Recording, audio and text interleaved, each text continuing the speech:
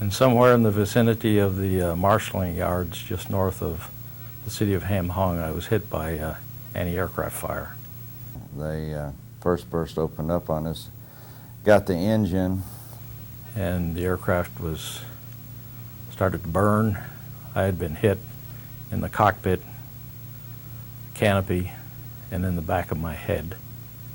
Second burst came through the cockpit, hit me in the hand, blew my hand off, and we wore these big armored vests, and I was reaching over. All I saw was blood and bone, and I reached over to grab this pressure point over here and said, "I'm hit." And next thing I hear is he says, "I'm dead, I'm dead."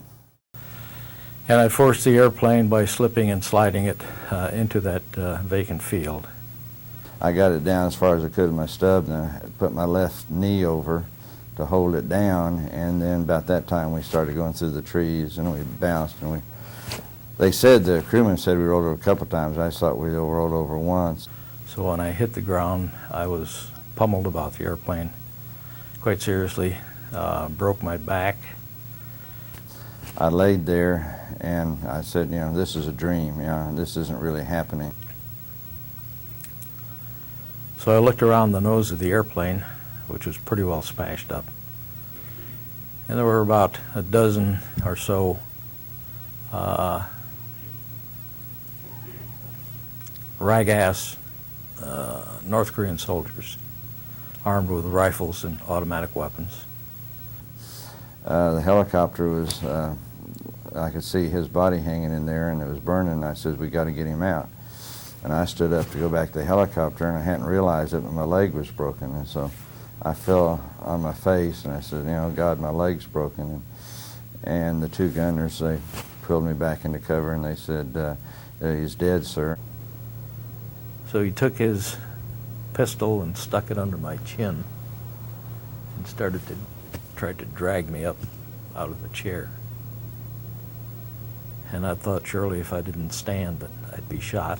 I couldn't stand. And this perturbed the general more. He got to one side and hit me on the side of the head with the pistol.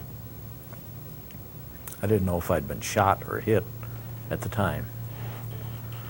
But I was knocked unconscious.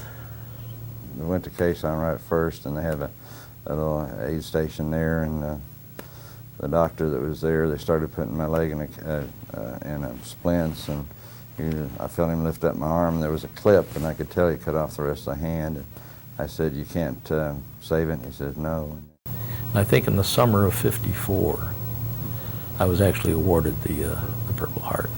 It's a group of men that are, that you associate with, that have that common bond, and it's that medal, and it's to me it's something special.